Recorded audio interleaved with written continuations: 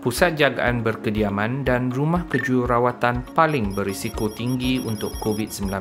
Namun, mereka merupakan perkhidmatan perlu yang harus terus berfungsi. Sebahagian besar kes COVID-19 adalah tidak bergejala dan orang ramai mungkin menyebarkan jangkitan sebelum menunjukkan simptom.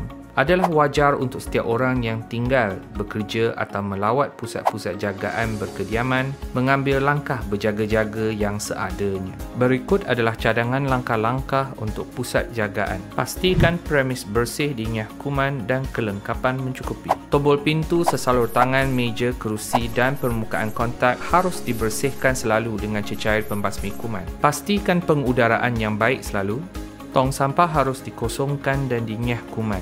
Barangan derma mesti dibersih atau dicuci sebelum digunakan. Pengurus pusat jagaan harus memastikan bekalan barangan keperluan yang mencukupi seperti termometer, pelitup muka, sarung tangan, sabun, pencuci tangan, tisu dan tuala. Jika boleh, sediakan alat komunikasi untuk staf dan penghuni.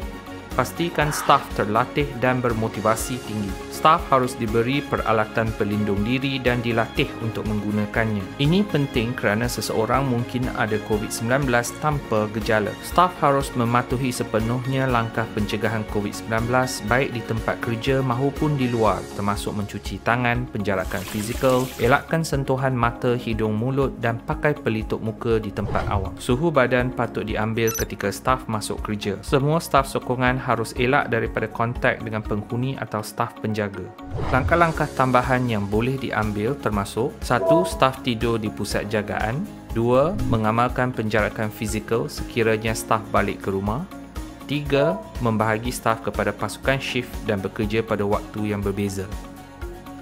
Staf yang menjaga warga emas yang disyaki positif COVID-19 atau sesiapa yang terdedah kepada pesakit COVID-19 patut diasingkan daripada staf lain. Lawatan tidak digalakkan tetapi perhubungan sosial disokong. Pelawat dari luar adalah terhad kepada yang ada keperluan kecemasan saja dan pelawat mesti mematuhi SOP COVID-19. Warga emas harus digalakkan untuk berhubung dengan ahli keluarga dan rakan melalui tingkap, telefon dan platform komunikasi yang lain. Jika kes COVID-19 dijumpai dalam kalangan staf atau penghuni, langkah khas perlu diambil. Pelan yang menyeluruh patut dibangunkan dahulu untuk menangani kes positif COVID-19. Pesakit yang disahkan positif COVID-19 mesti diasingkan daripada penghuni dan staf lain. Staf pusat jagaan harus mengasingkan diri selama 14 hari jika mereka mempunyai kontak dengan sesiapa yang positif COVID-19. Ini termasuk kontak rapat 5 hari sebelum ujian positif. Jika staf menunjukkan apa-apa gejala COVID-19 termasuk hidung berair, demam, batuk atau sesak nafas, mereka mesti mendapatkan bantuan perubatan dengan menghubungi klinik kesihatan atau doktor. Ini terpakai untuk semua staf. Staf yang bergejala dan tidak dapat bekerja, sewajarnya tidak dikenakan penalti atau dihukum dari segi penggajian.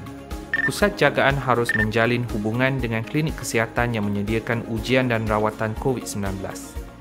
Sesiapa yang mempunyai kontak rapat dengan staf yang sah positif COVID-19 perlu dikuarantin. Sebolehnya, staf penjaga harus disaring secara berkala. Ini adalah tugas yang sukar dan mencabar tetapi amat penting. Adalah menjadi tanggungjawab pengurus dan pentadbir pusat jagaan untuk memastikan langkah berjaga-jaga dan keselamatan penghuni diambil sepenuhnya. Kita jaga kita. Ikutilah langkah-langkah ini untuk menghentikan penularan COVID-19 dan melindungi penghuni kita.